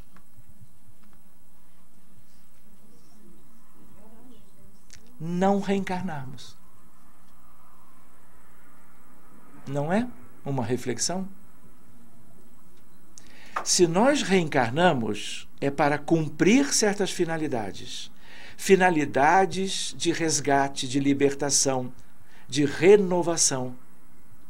Na medida que nós reencarnamos N vezes para esta finalidade, chega a hora que nós completamos esse processo. E nós, então, agora, não vamos reencarnar mais. Isso quer dizer que vamos viver como mortos ou semi-mortos no mundo espiritual? É o contrário. Agora teremos acesso à verdadeira vida dos filhos de Deus, que é no mundo espiritual e não na matéria. Isto aqui é sempre transitório, mas necessário. Todos somos doentes. A intensidade e a persistência envolvidas nos distúrbios energéticos, emocionais e mentais, resultantes dos pensamentos e atos elaborados e vivenciados no pretérito ou no presente, contrários às leis divinas e ainda não eliminados, são os dois fatores-chave que determinam a gravidade de uma doença. Reparem, intensidade e persistência dos distúrbios energéticos. Quer ver um outro exemplo fora do câncer? Diabetes não é uma epidemia mundial? Há diabetes da infância, tipo 1, como a gente diz. A criança, o indivíduo, porque agora ele é criança, mas ele é um espírito que pode ser mais velho que os pais. Mas ele vai viver a infância, a juventude, a vida adulta, vivendo as características do tratamento do diabetes e as suas dificuldades. Se nós compararmos os doentes diabéticos entre si em relação às consequências no corpo de um diabetes de longo prazo, isto é completamente variável de caso para caso. Tem pessoas que ficam cegas, tem pessoas que desenvolvem insuficiência renal crônica e vão buscar a hemodiálise. Tem pessoas que vão ter o pé diabético, como aquela senhora com a gangrena, e assim por diante. Tem outras pessoas que, mesmo sem um controle efetivo da glicemia, e às vezes com algumas transgressões, podem ter o seu organismo físico relativamente preservado. Porque na história de cada um, nós temos questões nitidamente individuais, e é isto que vai contar. A história, a bagagem, as cargas e o planejamento feito para a vida atual. Vai sofrer isto ou aquilo, mais ou menos. Por quê? E muitas vezes com a aquiescência do maior interessado, que é o reencarnante de agora, o reencarnado da vida atual. As causas que subjazem à formação de uma doença são muito diversas. Então, não há doenças, mas sim doentes, porque é tudo individualizado. O tratamento de uma doença por outros modos, remédios, procedimentos, cirurgias, só vai ser possível e só vai ter êxito quando ele está na fase final de expurgo. Como? A cirurgia vai tirar o órgão e já não vai restar mais nada.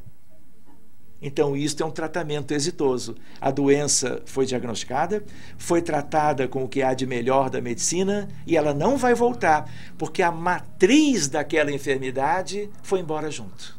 E a pessoa está livre. Não é isso que nós queremos? O tratamento de uma doença por via físico-química ataca as suas consequências visíveis, não as causas. Por isso que, para lidar com as causas, o que nós precisamos?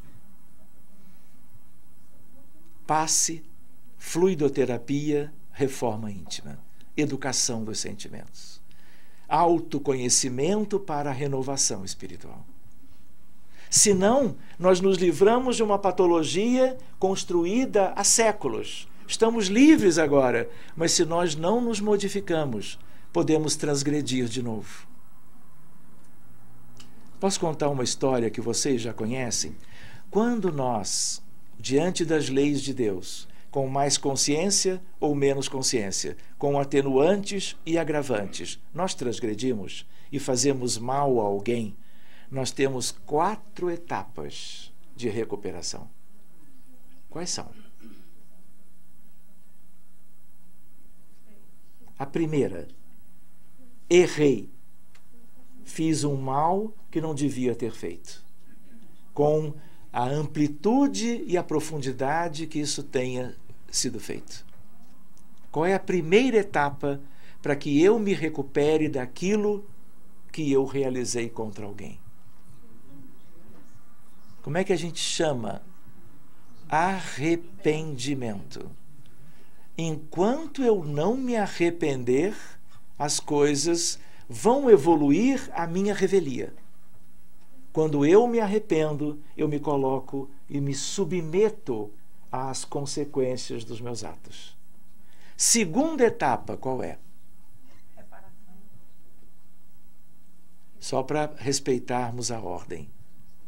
Segunda etapa, que pode inverter com a terceira, é verdade, é a expiação. Toda doença é expiação.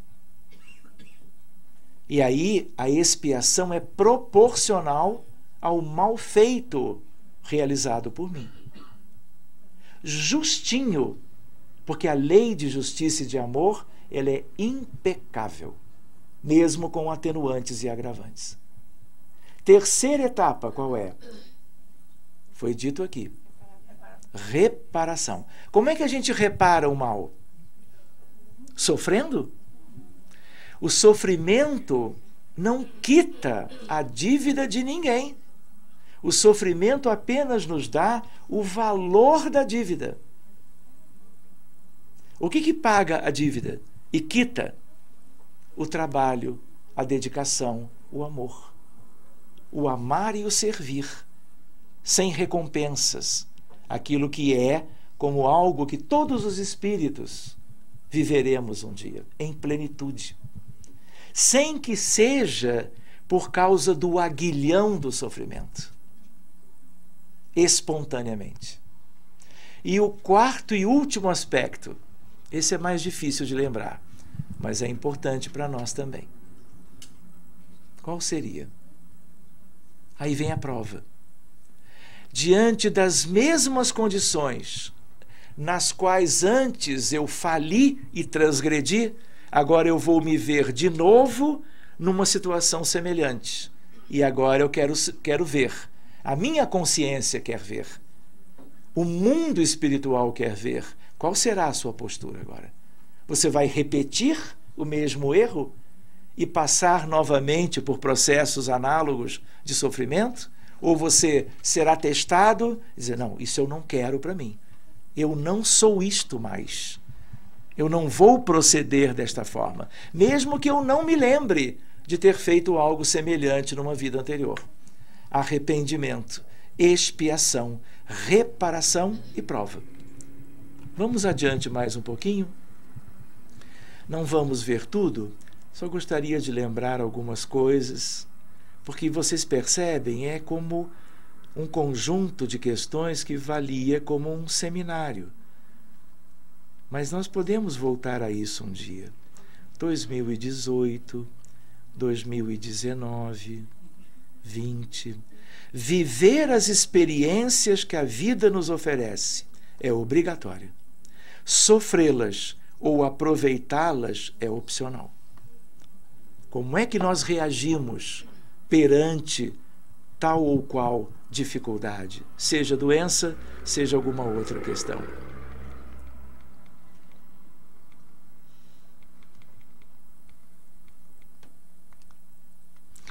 Eu já não tenho mais tempo para errar, e a energia que ainda me sobra não a posso despender a repetir o que fui. Não é interessante nós examinarmos isto? Como espíritas.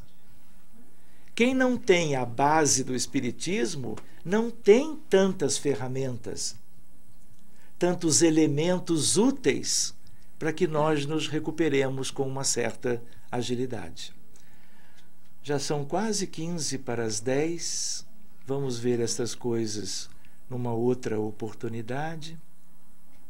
E nos colocamos como que à disposição para algumas colocações de vocês, algumas dúvidas, algumas questões interessantes.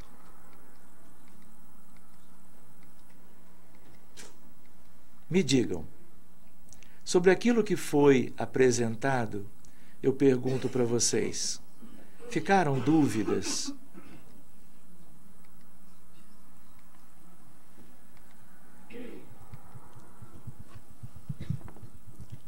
E aí?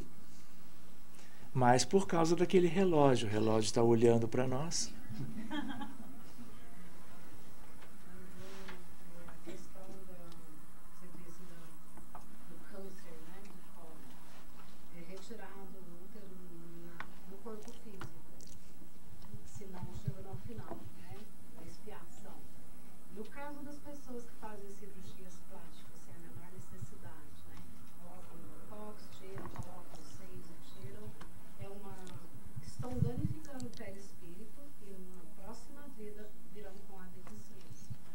Olha, minha irmã, nós não temos certeza dessas coisas. Mas, claro, toda cirurgia, ela altera a anatomia do indivíduo e, dependendo da profundidade do que o bisturi vai causar, pode muito bem ter reflexos no perispírito. Determinados reflexos são superficiais e eles podem, como que a partir da agressão que vem de fora cirurgicamente, pode haver uma regeneração espontânea, na dependência de quem é cada um que se submete a esses procedimentos. Quando eu digo quem é o que cada um sente e busca ao fazer aquilo.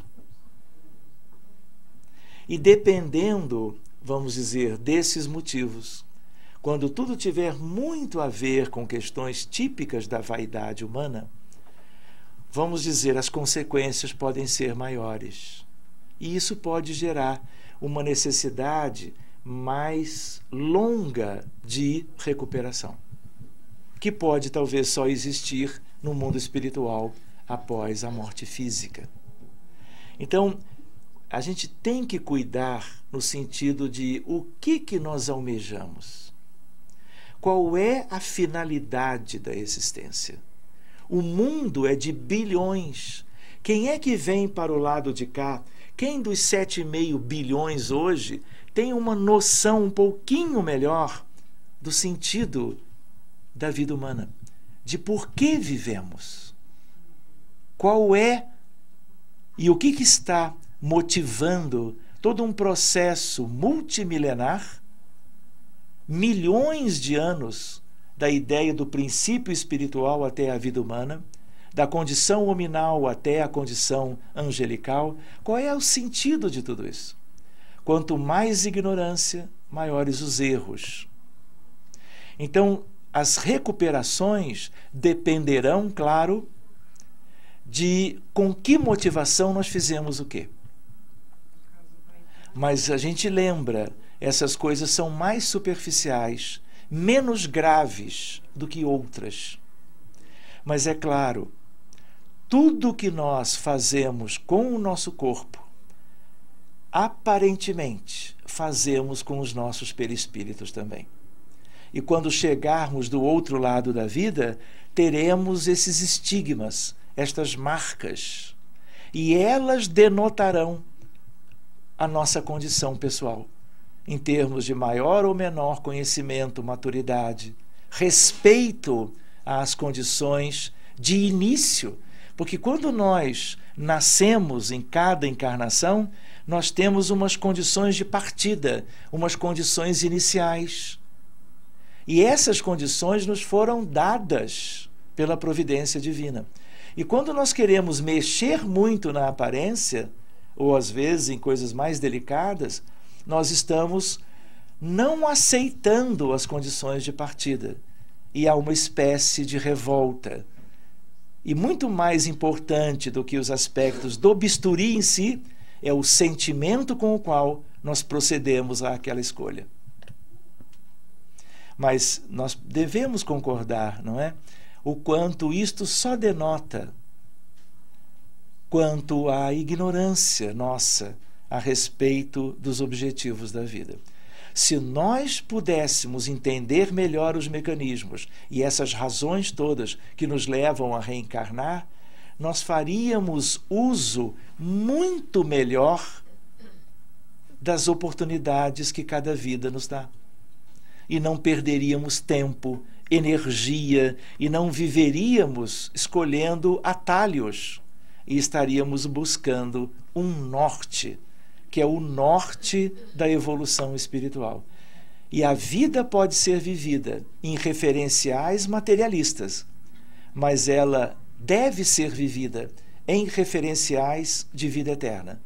E o referencial de vida eterna mais elevado de todos tem a ver com aquele que é o guia e modelo da humanidade, que é o governo da vida, que é o Espírito de verdade, que esteve ao lado de Kardec, quando da preparação de O Livro dos Espíritos, que é Jesus de Nazaré e o seu Evangelho de amor.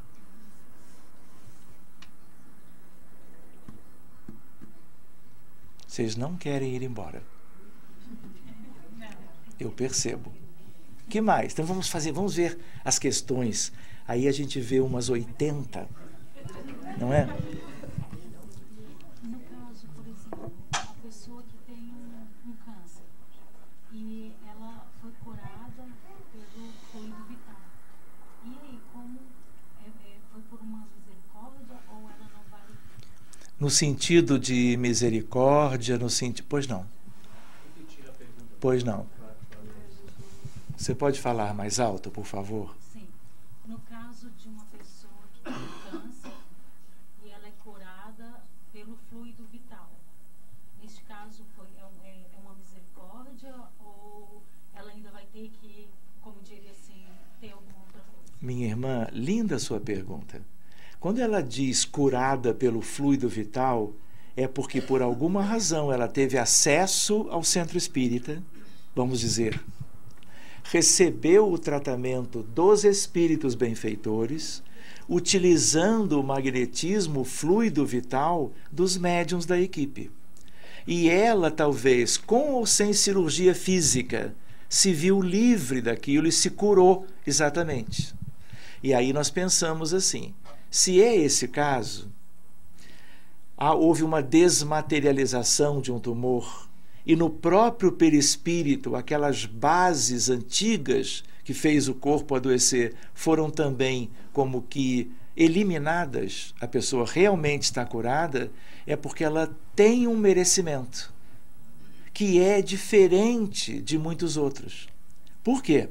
Porque ser espírita já é uma espécie de um privilégio, vamos dizer assim, no sentido de termos acesso a tudo de mais importante para que nós aceleremos o nosso processo evolutivo.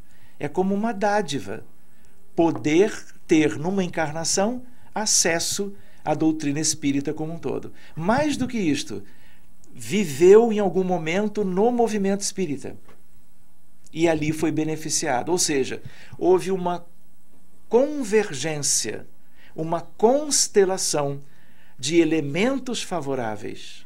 E isto só se dá quando há merecimento. Hoje, infelizmente, o merecimento é de poucos para algo tão precioso. Mas no futuro, todos haverão de merecer. Claro que num futuro mais distante. E aí nós vamos ver isto se realizando, não só porque serão muitos mais os centros espíritas e muito mais magnetismo de cura estará à mercê da humanidade, mas também a ideia de que já teremos avançado mais. Então teremos a possibilidade de muito mais acesso a tudo que represente algo valioso para a nossa felicidade. Lembrando que ainda estamos falando de felicidade ligado à recuperação de uma doença. Isto é alívio, mas felicidade é outra coisa que nós haveremos de conhecer amanhã. Muito boa a sua pergunta também. O que mais? Pois não. Você disse que vai chegar um dia que a medicina vai ter a medicina que vai cuidar do paciente humano e a medicina que vai cuidar do perispírito. Hoje já não há essa medicina, por exemplo, quando os médicos entram no centro cirúrgico ou um tratamento qualquer, não tem um médico que trata do paciente, indivíduo, e a equipe espiritual ali trabalhando por trás naquele perispírito. Muito boa pergunta também. É claro que nas atividades humanas, muitas delas, a espiritualidade comparece. Mas, no centro cirúrgico, a espiritualidade pode fazer alguma coisa. Muitas vezes até pela sobrevivência do doente cirúrgico. Porque existem riscos. Por exemplo, na indução anestésica, no aprofundamento da anestesia. E a espiritualidade, quando há merecimento também, está sempre funcionando para ajudar, mesmo que ninguém reconheça, mesmo que ninguém os solicite pela oração. Havendo merecimento, dependendo de quem é o operado, a espiritualidade está lá e o que ela puder fazer para cuidar do perispírito também, ela fará. Mas ela não tem elementos para tudo. Para tantos casos, e tantos casos de certa gravidade, onde ainda não há o merecimento de que a pessoa se veja livre por completo daquela patologia. Como se ainda dentro da previsão e da programação, as coisas ainda devessem ser vividas em termos de sofrimento pelo doente em questão, mesmo já operado do tumor principal, por exemplo. Muito bem colocado. Pois não, senhora. Mas não é só o caso. Por exemplo, minha família teve um aneurisma. Também eu acho que é um caso grave. Claro. Tem algumas sequelas, está bem, mas... Muito bem. Aneurisma cerebral? Muito bem. Você quer dizer da sua família mais de um caso? Há 3 pessoas. 3 pessoas. Muito bem. Aneurisma cerebral familiar é mesmo uma questão grave. Todo aneurisma cerebral preocupa. Mesmo que ele não rompa. Quando rompe, é uma coisa praticamente irrecuperável, no sentido de evitar a desencarnação. Então, há aí alguma coisa genética. Mas por trás da genética, predisposição dos espíritos que foram como que confinados naquela família e naquela consanguinidade, naquela formação familiar. Então, como eu tinha dito em alguns momentos, não são só os cânceres, as doenças neoplásicas. Toda doença é importante. Para elas, o raciocínio é o mesmo. São sempre aspectos kármicos, sempre existem espíritos ligados aos dramas vividos no pretérito, e tudo isto é passível de cuidados e de oferta de recursos fluídicos e amor, esclarecimento, para que essas coisas tenham uma evolução melhor, para que haja a eliminação das questões mais profundas e o prognóstico seja o melhor possível. Mas, às vezes, como você viu na família, não é possível salvar. Não é? Se existe uma doença que ameaça a vida, é um aneurisma de uma grande artéria qualquer, ou até de uma pequenina artéria, Mas se ela é cerebral, a caixa craniana é óssea, e havendo uma ruptura de um vaso cerebral, não há espaço para ela expandir-se. E aí ela vai gerar hipertensão intracraniana, e isso pode levar a consequências que levam como que a desencarnação. Então, é verdade, é mais um contexto que preocupa. Mas o raciocínio não é diferente. Ninguém vai ter um aneurisma de aorta ou um aneurisma de artéria cerebral média sem uma contrapartida espiritual. É sempre kármico. Pois não, senhora? Eu gostaria que se o senhor pudesse dizer para nós, porque é muito comum a gente ouvir: fulano está com câncer, com uma doença terrível, tudo, e eu não posso fazer nada. Isso é muito comum a gente ouvir, mesmo, até mesmo no meio espírita, não é? Pessoas se sentem assim tão fragilizadas, tão... O que eu posso fazer? Nada. Então eu queria que o senhor falasse sobre isso. Quando alguém diz que não pode fazer nada, é porque ela tem a impressão de que é uma doença inexoravelmente acarretando a morte. Mas isso é uma coisa. Primeiro, muitos dos casos de câncer não evoluirão para a desencarnação. Isso é uma primeira coisa. A outra é que há uma desinformação. Então, não é que não se possa fazer nada.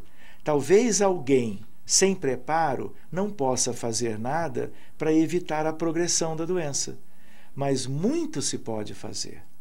Através, por exemplo, do diálogo amoroso, da visitação à pessoa no leito do hospital ou em casa, a prece intercessória. Isto é uma ferramenta de um valor incalculável. Você sozinho ou sozinha, ou unindo 2 ou 3 mais pessoas, vibrando e irradiando por aquela pessoa que está no pós-operatório da cirurgia da neoplasia, ou que já voltou para casa. Tudo que a gente puder oferecer que signifique sentimentos elevados na direção de quem esteja padecendo de um mal desse tipo é benéfico. E às vezes a oração pode mudar a história natural da doença. Quem sabe? Uma parte é aquilo que a gente conversa no estudo e que a gente está tentando conhecer melhor. Mas quantas coisas são ocultas a nós? Quantas coisas são insondáveis dos mistérios da espiritualidade ou de Deus? Uma coisa é certa, pode haver todo um componente, um contingente que nós não conheçamos, mas o valor da prece nós conhecemos. Se nós nos lembrávamos de Jesus quanto a não cair um fio de cabelo das nossas cabeças sem que fosse da vontade do Pai, quantas vezes ele procurou instruir a cristandade para que orássemos? Quantas vezes? Orássemos em que sentido? Em todos. A gratidão, a ideia de transferência de elementos que possam favorecer aquele que é o objeto da prece e tantas outras coisas. Ou seja, nós podemos muito, portanto, nós nunca podemos dizer que não podemos nada. É o oposto. Nós não estaríamos bem, como que inspirados, se nós nos afastássemos. Ah, não, deixa. Nós não podemos mesmo fazer nada. Pelo contrário, façamos, visitemos, oremos de mãos dadas, ministremos o passe com equipe preparada para isto.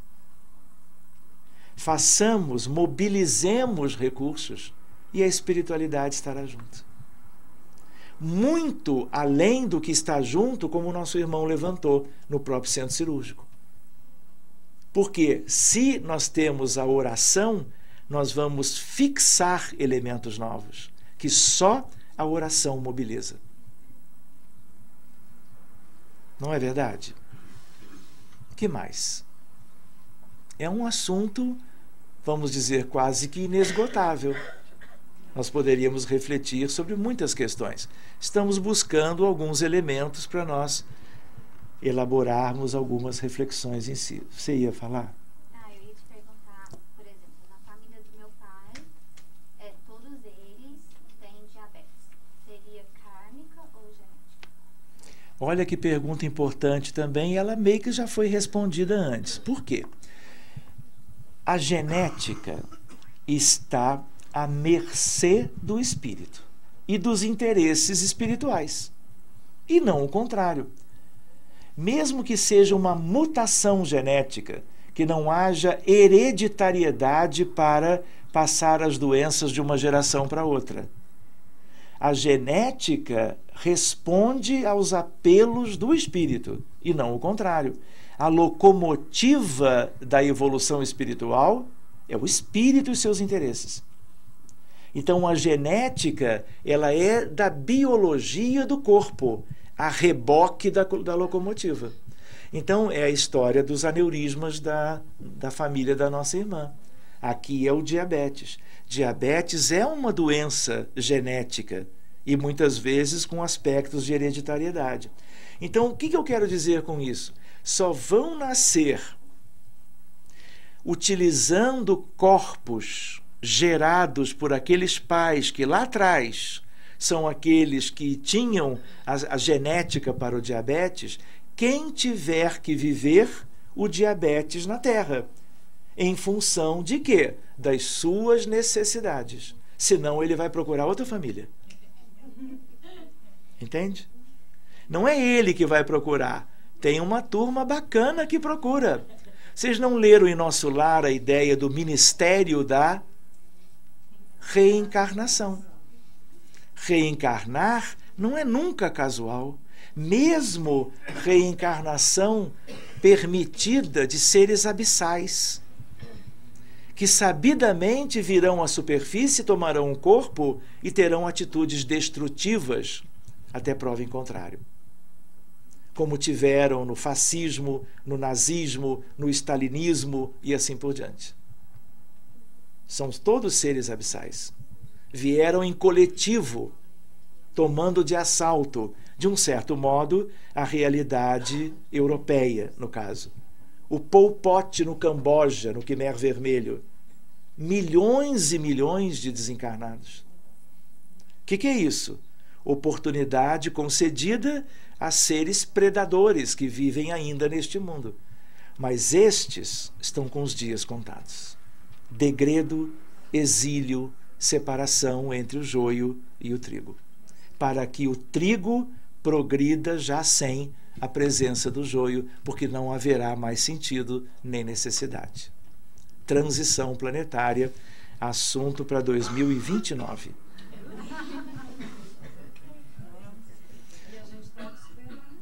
Claro, encarnado ou desencarnado, claro, né? Certo. Meus queridos, são um pouco mais das 10 horas, eu queria entregar de novo a palavra ao nosso amigo querido, que nos encantou no início da nossa reunião, fazendo com que nós estivéssemos embalados por duas músicas tão lindas que nós vamos levando como que nos nossos corações, não vamos? Muito obrigado a todos vocês, que Jesus os abençoe e que a gente possa se reencontrar logo ali amanhã. Cuidem-se e muito obrigado.